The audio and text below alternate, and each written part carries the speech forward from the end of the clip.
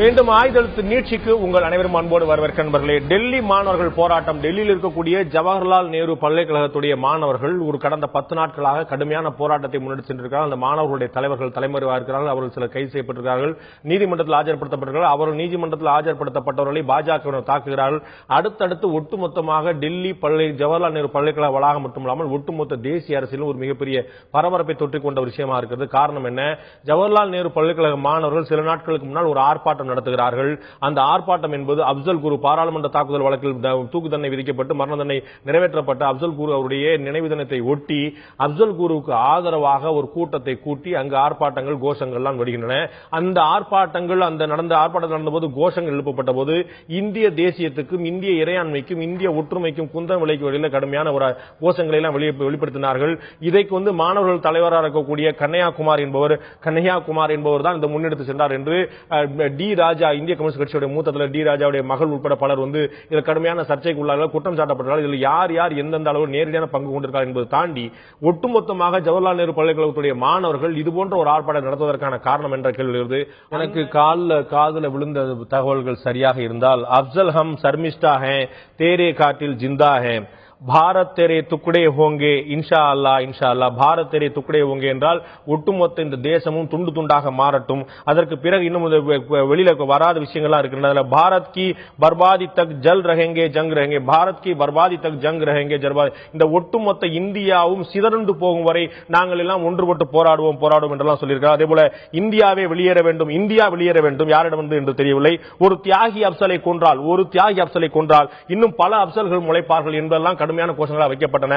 இந்த நிகழ்ச்சி இதை பற்றி தான் இந்த ஆயுத நிகழ்ச்சி நீட்சியில் விவாதிக்கிறோம். நிகழ்ச்சி இந்த பகுதியில் முடிய இந்த ஜவஹர்லால் நேரு பல்கலைக்கழகத்துடைய முன்னாள் மாணவருடைய தலைவராக இருக்கக்கூடிய தற்போதைய கன்னியாகுமரிக்கு முன்னாள் தலைவராக இருந்த திரு லெனின் நம்முடைய இணைகிறார். உங்களை நிகழ்ச்சிக்கு வரவேற்கிறது போல பாஜகவுடைய மாநில பொருளாளர் திரு எஸ் ஆர் சேகர் அவர்கள் நம்முடைய இணைகிறார். உங்களை நிகழ்ச்சிக்கு வரவேற்கிறேன். நான் முதல்ல திரு லெனின் தந்து ஆரம்பிக்கலாம்னு பார்க்கிறேன். நான் ஏற்கனவே சொன்ன விஷயங்கள் உங்களுடைய காதல விழுந்திருக்கும் நினைக்கிறேன். இந்த போட்ட தொலைக்காட்சியில் நம்ம தொலைக்காட்சி போட்ட கிளிப்பிங்ல இருக்கக்கூடிய ஆடியோ உங்களுடைய காதல விழுந்திருக்கும் நினைக்கிறேன். நான் சொன்ன விஷயங்கள் தான் சரிதானா? அங்கு கங்கா தாபா அப்படிங்கிற இடத்துக்கு பக்கத்தில் இந்த கூட்டம் கூட்டப்பட்ட சரிதானா? அங்கு இது போன்ற கோஷங்கள் எழுந்ததெல்லாம் உண்மைதானா? திரு லெனின்.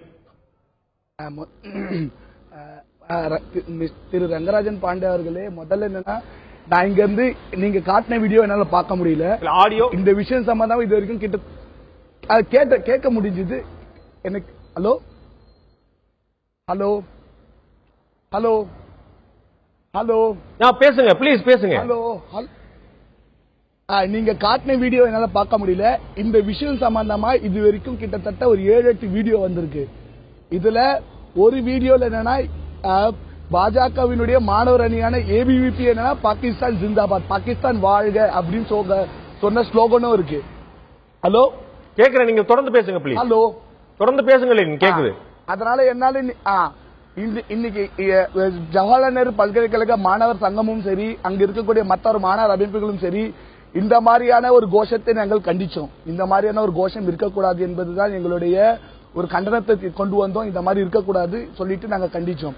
ஆனா அரசாங்கத்தினுடைய உடனடியான ரியாக்ஷன் என்னன்னா, இதுவரை கேம்பஸ்ல என்னன்னா ஒரு பல்கலைக்கழக வளாகத்துள்ள போலீஸுக்கு ஒரு லெட்டர் எழுதி கொடுத்தாங்க. ஜேஎன்யூ அட்மினிஸ்ட்ரேஷன் குறிக்கிறதுக்கு மன்னிக்கணும். நீங்க சொன்னது போல நான் சொன்ன அடுக்கடுக்கான பாகிஸ்தானுக்கு ஆதரவாகவும் இந்தியாவுக்கு எதிராகவும் இந்த ஒட்டுமொத்த பாரத தேசம் சிதறண்டு போகட்டும் அப்படின்னு சொல்லியும் இந்த வந்த அத்தனை கோஷங்களும் பாஜகவினர் எழுப்புது, பாரதிய ஜனதா கட்சியினர் எழுப்புன்னு சொல்றீங்களா? இல்ல இல்ல இல்ல இல்ல இல்ல அதுல நீங்க சொன்ன வீடியோல பல வீடியோங்க இருக்கு. நான் சொன்ன வாசகங்கள் நான் சொல்றேன் பாருங்க, உங்களுக்கு கால் பண்ணி சொல்றேன்.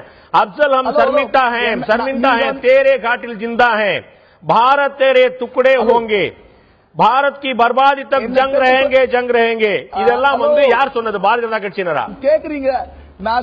நான் சொல்றது என்னன்னா, பாகிஸ்தான் ஜிந்தாபாத் சொன்ன ஒரு ஸ்லோகனும் மத்த ஸ்லோகன் என்னன்னா, ஜேஎன்யூட மாணவர்கள் இல்ல, பல வெளியில இருந்து ஒரு சில மாணவர்கள் இந்த ஸ்லோகன் சொல்லியிருக்காங்க.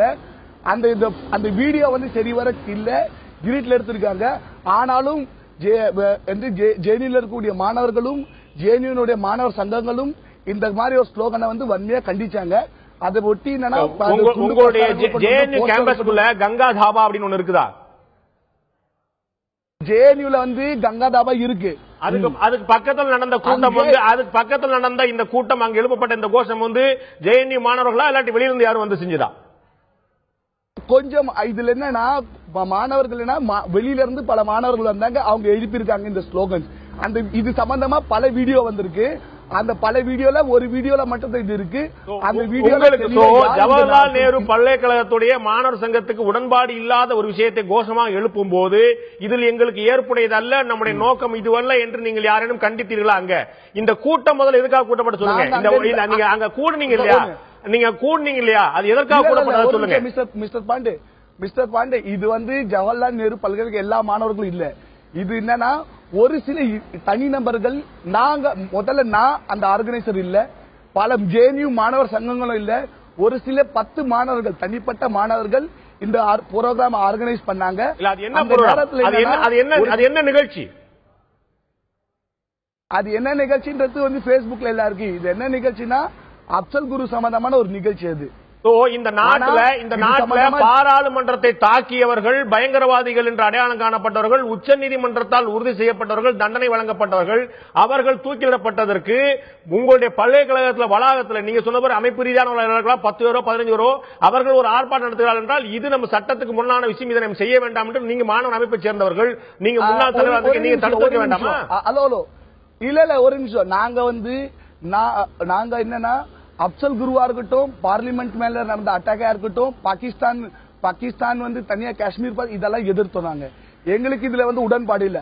ஆனா நீங்க வந்து ஜேஎன்யூ உடைய பல விதமா ஒரு டிபேட் இருந்திருக்கு. இன்னைக்கு என்னன்னா அந்த டிபேட் என்னன்னா பாத்தீங்கன்னா அப்சல் குரு வந்து தூக்கு தண்டனை என்பது இந்தியாவில் இருக்கணுமா, சட்டத்தில் இருக்கணுமா, இருக்க வேணான்ற ஒரு டிபேட்டும் இருக்கு இன்னைக்கு. தூக்கு தண்டனை வேண்டுமா வேண்டாமாங்கிறது நம்முடைய ஜுடிஷியல் என்கரேஜ் பண்ண வேண்டியது. Debate is democracy without any doubt. ஆனால் அப்சல் குருவுக்கு ஆதரவாக கிளம்போது, பயங்கரவாதத்துக்கு ஆதரவாக கிளம்போது எந்த ஊர்ல ஏற்றுக்கொள்ள முடியும்?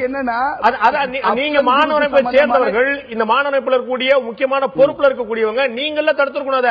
அப்ப தடுத்திருந்தா இன்னைக்கு பாரதிய ஜனதா கட்சியோ ரவுடிகளோ வக்கீல்களோ வெளியில் இருக்கக்கூடிய யாருமே உள்ள வந்திருக்க அவசியம் இல்லையே. மிஸ்டர் பாண்டே, அங்க இருந்து எல்லா டீச்சரும் சரி, இன்னைக்கு நடந்த எல்லா இதுவும் சரி, இந்த மாதிரி வந்து வெளியில இருந்து வர ஒரு அவுட் சைடர் வந்து இந்த மாதிரி கொடுத்த ஸ்லோகனை வன்மையா கண்டிச்சாங்க. இந்த மாதிரி கொடுக்க சொல்லியிருக்காங்க. ஆனா இதுக்கு மேலேயும் என்னன்னா அரசாங்கம் என்னன்னா இந்த மாதிரி ஒரு ஸ்லோகனை தடுத்து நிறுத்தி இருக்கணும் சொல்றேன். ஆமா பண்ணிருக்கணும். ஒரு சில தவறு நடந்திருக்கு. இதுல வந்து ஜேஎன்யூ மாணவர்கள் இல்ல, இதெல்லாம் ஒரு இது. அதுக்காக ஒரு தேர்ந்தெடுக்கப்பட்ட ஒரு மாணவர் தலைவரை வந்து அரெஸ்ட் பண்ணி போலீஸ் கஸ்டடியில வந்து வச்சு விசாரிச்சு ஒவ்வொரு பெண் மாணவி விடுதி உள்ளயும் போலீஸ் போய் செக் பண்ணி 20 பேர் அரெஸ்ட் பண்றாங்கன்னா கவர்மெண்டோட மோட்டிவேஷன் இந்த ஸ்லோகன் மட்டும் இல்ல, ஜேஎன்யூக்கு எதிராக இந்த அரசாங்கத்தோட வன்மத்தை வந்துதான் இது காட்டுது. இல்ல நான் சொன்னேன், இதற்கு முன்னாடி இந்த அப்சல் குருவுக்கு ஆதரவான கூட்டத்துக்கு முன்னாடி இப்படி ஒரு அட்ராசிட்டி நடந்ததா நீங்க சொல்ல முடியாது இல்ல. இன்னைக்கு அட்ராசிட்டி நடந்ததே கொள்வோம். நீங்க சொன்னதுபடி மாணவர்கள் வந்து இவ்வளவு தாக்கப்படுறாங்க, வைக்கப்படுறாங்க, ஒரு திட்டமிட்டு பண்ணப்படுறாங்க, வைப்போம். நம்ம இதை உண்மையிலே நான் எடுத்துக்கிறேன் அப்படியே. ஆனால் அப்சல் குருவுக்கு ஆதரவா ஒரு கூட்டம் கூடும்போது நீங்களே சொல்கிறீர்கள் அவர்கள் எங்களுடைய பல்கலைக்கழக மாணவர்களே என்று. அப்ப உள்ள வந்தவர்கள் பல்கலைக்கழக மாணவர்கள் இல்லையா, மாணவர்களே இல்லையா, வெளியிலிருந்து வந்தவர்களா, எதற்காக வந்தவர்கள், யார் பார்க்க விசாரிச்சாதான் தெரியும். இன்னைக்கு என்னன்னா அதே நீங்க சொன்னது எக்ஸாக்ட்லி ரைட். என்னன்னா இது சம்பந்தமா ஜேஎன்யூல எப்பவுமே வன்முறை நடந்தாலும் ஜேஎன்யூல என்னன்னா இங்கே என்கொயரி கமிட்டி வச்சு யார் எந்த தப்பு செஞ்சாங்களோ அவங்க மேல வந்து பனிஷ்மெண்ட் வந்து அட்மினிஸ்ட்ரேஷன் என்னைக்குமே எடுப்பாங்க. ஆனா இந்த வாட்டி இதுக்கு முன்னாடியே இதுக்கு முன்னாடி எப்போ அட்மினிஸ்ட்ரேஷனுக்கு முன்னாடியே போலீஸை கூப்பிட்டு மாணவர்களை அடிச்சு மாணவர்கள் மேல இது பண்ணி, இன்னைக்கு வெறும் மாணவர்கள் இல்ல, நீங்க பாத்தீங்கன்னா டீச்சர்கள் மேலயும் அடிதடி நடத்தி, இன்னைக்கு என்ன ரிப்போர்ட்டர் அதை வந்து கவர் பண்ணவங்க மேல அடிதடி நடத்தி, மாணவர் தலைவர் வந்து கோர்ட்லயே வந்து வச்சு அடிக்கிற நிலைமைக்கு இன்னைக்கு இருக்கு. இதனால வந்து வெறும் வந்து அந்த ஸ்லோகன் மட்டும் இல்ல, இன்னைக்கு என்னன்னு பாத்தீங்கன்னா யாருமே எதுவுமே பேச முடியாத ஒரு நிலைமையில தான் இருக்காங்க. இன்னைக்கு இந்த ஸ்லோகனை வந்து எல்லாரும் கண்டிச்சாங்க, நாங்க கண்டிச்சோம், எல்லாரும் கண்டிச்சோம் இந்த மாதிரி ஸ்லோகன் இருக்கக்கூடாதுன்னு சொல்லிட்டு. அதே நேரத்துல ஒருத்தருக்கு தூக்கு தண்டனை கொடுக்கணுமா வேணாவான்னு சொல்லிட்டு ஒரு டிபேட் இருக்கு. அந்த டிபேட் வந்து வரவேற்கப்பட வேண்டியது. நம்முடைய ஆயுதத்துல 100 முறை நடத்திருக்கோம். அந்த டிபேட் வரவேற்க வேண்டியது. as I said earlier, debate தான் வந்து டெமோக்ரஸி, அதுல மாற்றுக்கிறதுல. பட் யாரை ஆதரிக்கிறோம் அப்படிங்கிற ஒரு முக்கியமான கேள்வி. நான் உங்கள்ட்ட திரும்ப வரேன். திரு எஸ்ஆர் சேகர், நான் கேட்க விரும்புற கேள்வி, காஷ்மீரை பிரித்து கொடுத்து விட வேண்டும், அவர்களுக்கு வந்து ஆசாத் கொடுத்து விட வேண்டும் என்று என்னுடைய நினைவு சரியா இருக்குமானா எழுத்தாளர் அருந்ததி ராய் சொன்னார் கடந்த ஐக்கிய முற்போர் கூட்டணி அரசின் போது.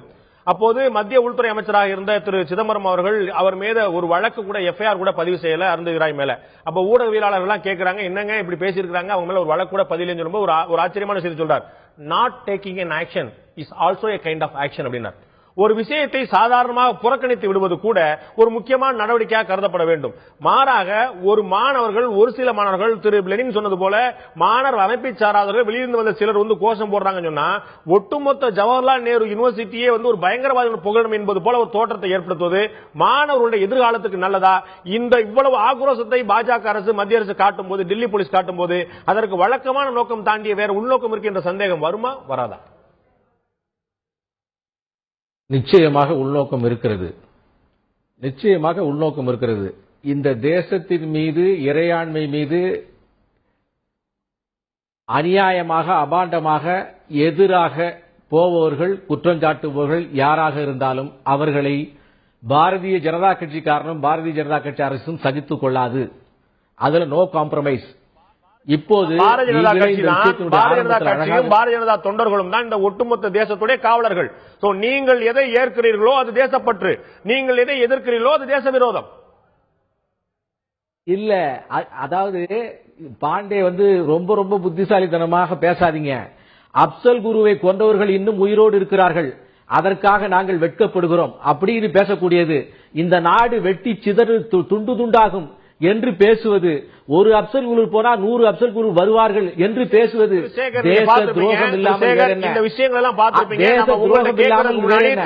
கேட்டோம், இந்த கோஷங்கள் எல்லாமே தேச விரோதம் என்பதில் மாற்று கருத்து இல்லை, எந்த சாமானியம் ஏற்க மாட்டான்.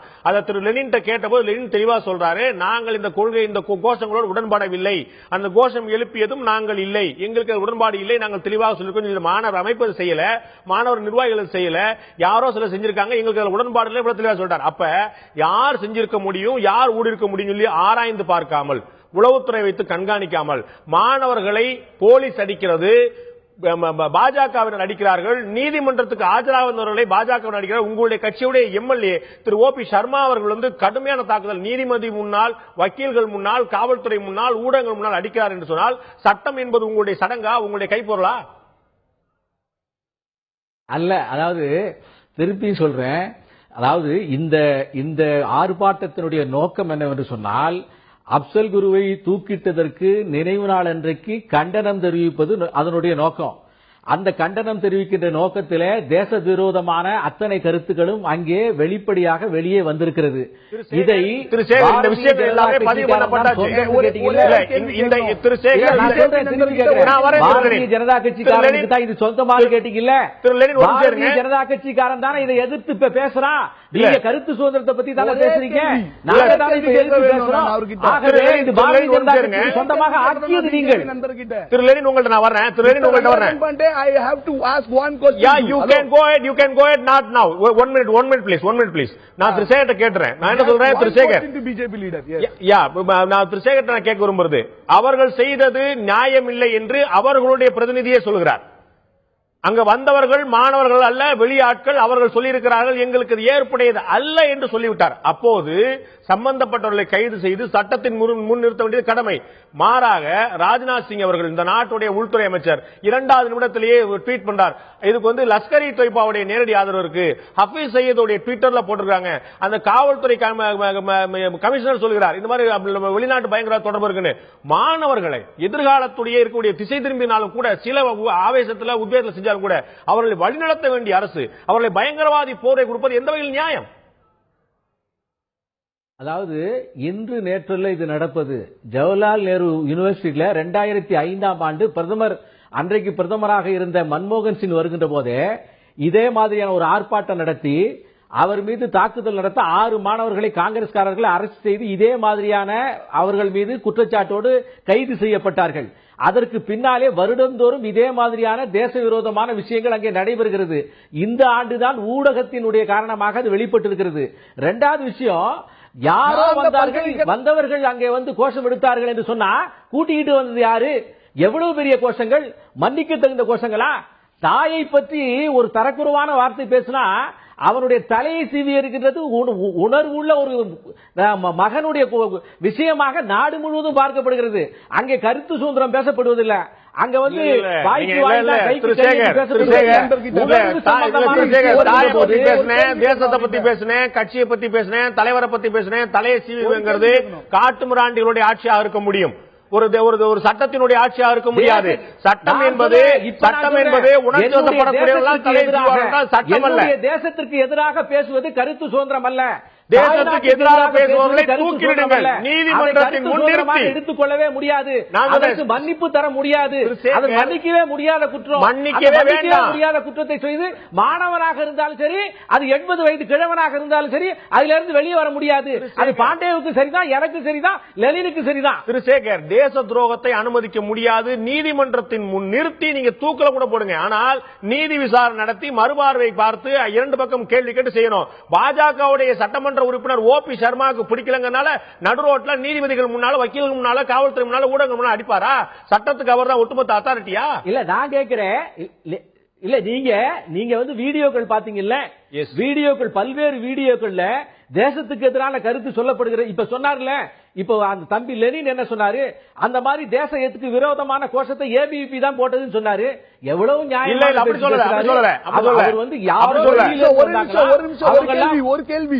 ஒரு கேள்வி யாரோ வந்தாங்களா, வெளியில வந்தாங்களா, அவங்களுக்கு உங்களுக்கு சம்பந்தம் இல்லையா?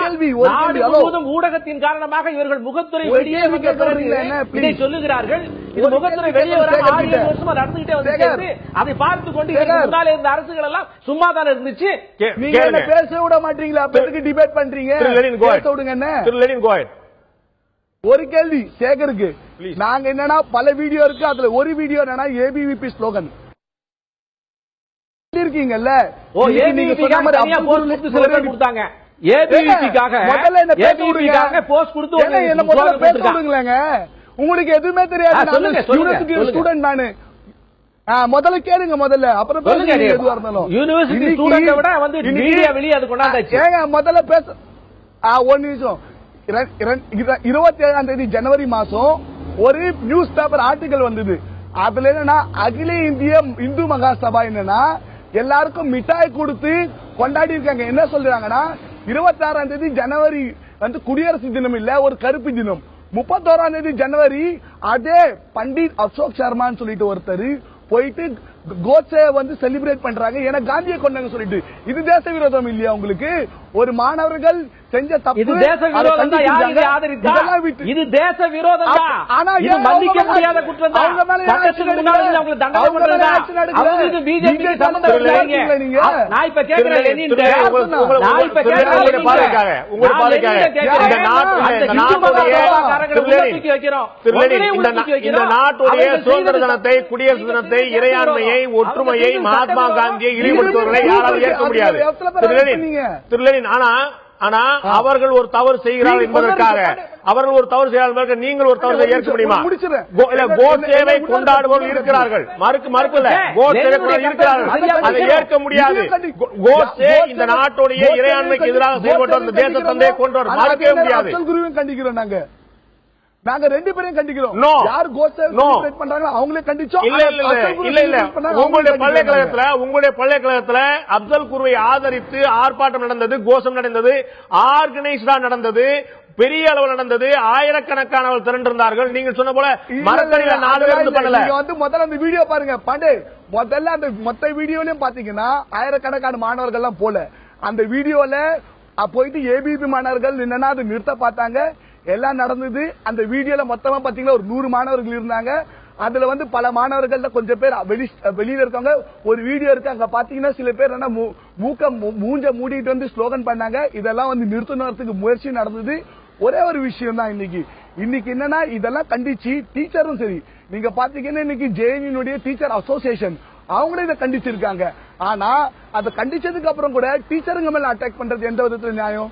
அதே நேரத்துல இன்னைக்கு வந்து கண்ணையாகுமார்ன்ற கோர்ட்ல நிறுத்த முடியாம கோர்ட்ல போய் அவங்க அடிக்கிறது என்ன நியாயம்? இன்னைக்கு வந்து எப்படி மாணவிகளோட விடுதி உள்ள ஒரு மேல் போலீஸ் போயிட்டு ஒரு ஆண் போலீஸ் போயிட்டு செக் பண்றதுக்கு அலோ பண்ண முடியும்? ஒரு டீச்சருங்க வீட்டுல போய் செக் பண்றதுக்கு எப்படி அலோ பண்ண முடியும்? இன்னைக்கு பாத்தீங்கன்னா ஜேஎன்யூனுடைய ஒவ்வொரு கார்னர்லயும் போலீஸ் நின்றுட்டு இருக்காங்க. ஒரு பல்கலைக்கழகத்துல நிகழ்ச்சியை முடிக்க நேரம் வந்துருச்சு. மன்னிக்கிறோம், நம்ம வந்து நேரம் இல்ல. திரு சேகர் மன்னிக்கிறோம், நிகழ்ச்சி முடிக்க நேரம் வந்துருச்சு. கருத்துக்களை தெரிவிப்பதற்கு கூட்டம் கூட்டினால் போலீஸ் ராணுவம் கூட வந்து தான் நிக்கும்.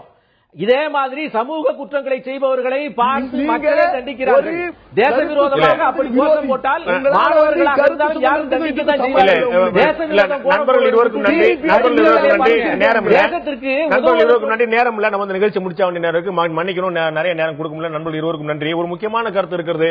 கருத்து சுதந்திரத்தை எந்த சூழலும் தடை செய்ய முடியாது, தடை செய்யக்கூடாது. அது நியாயம் அல்ல, ஜனநாயகம் அல்ல, மாற்று கருத்தே இல்லை. ஆனால் கருத்து சுதந்திரம் என்ற பெயரில் எந்த விஷயம், எந்த கருத்து விதையாக பரப்பப்படுகிறது, விஷயவதையாக பரப்பப்படுகிறது பார்க்க வேண்டும். இந்த நாட்டுக்கு இறையாண்மைக்கு, ஒற்றுமைக்கு எதிராக பரப்பப்படக்கூடிய கருத்துக்கள் நிச்சயமாக ஏற்றுக்கொள்ள முடியாது. அது இரும்பு கரம் கொண்டு அடக்கப்பட வேண்டும், ஒடுக்கப்பட வேண்டும், மாற்று கருத்தே இல்லை. ஆனால் இந்த இரும்பு கரம் என்பது சட்டத்தின் பார்ப்பட்டதாக இருக்க வேண்டுமே தவிர தனிநபர்களுடைய பார்ப்பட்டதாக இருக்க முடியாது. இந்த சட்டத்தின் முன்னால் எப்பேற்பட்ட குற்றவாளியா இருந்தாலும், மரண தண்டனை கைதியா இருந்தாலும் சரி, என்கவுண்டர் பண்ணாலும் சரி, பாகிஸ்தானை சேர்ந்த வந்த பயங்கரவாதியா இருந்தாலும் சரி, யாராக இருந்தாலும் சட்டத்தின் முன் நிறுத்தி தண்டிக்கப்பட வேண்டுமே தவிர ஆளாளுக்கு நாட்டமை செய்வது, ஆளாளுக்கு அடிப்பது என்பது எப்பேற்பட்ட குற்றமா இருந்தால் நிச்சயமாக ஒரு காட்டாட்சியாக பார்க்கப்படுமே தவிர ஒரு ஜனநாயகம் பார்க்க முடியாது. மாணவர்கள், இளைய தலைமுறை எந்த திசையை நோக்கி போகிறது என்ற கவலை நிச்சயம் அழுகிறது. அதற்கு வழிநடத்த வேண்டிய அரசும் தலைவர்களும் நீதிமன்றமும் கட்சிகளுடைய தலைவர்களும் மிக நிதானமாக கையாள வேண்டிய விஷயமே தவிர இதுல மிக ஆக்ரோஷமாக இரும்பு கரம் கொண்டு அடக்குறோம் என்று ஒடுக்குமுறையை தனிப்பட்ட முறையில் தாக்குவார்கள். இது வேறு திசையில் வெடிக்கக்கூடிய ஆபத்தான் இருக்கிறது, மறந்துவிட முடியாது. இந்த நிகழ்ச்சியில் கலந்து கொண்ட கருத்து விருந்தினர்கள் 2 பேருக்கும் நன்றி.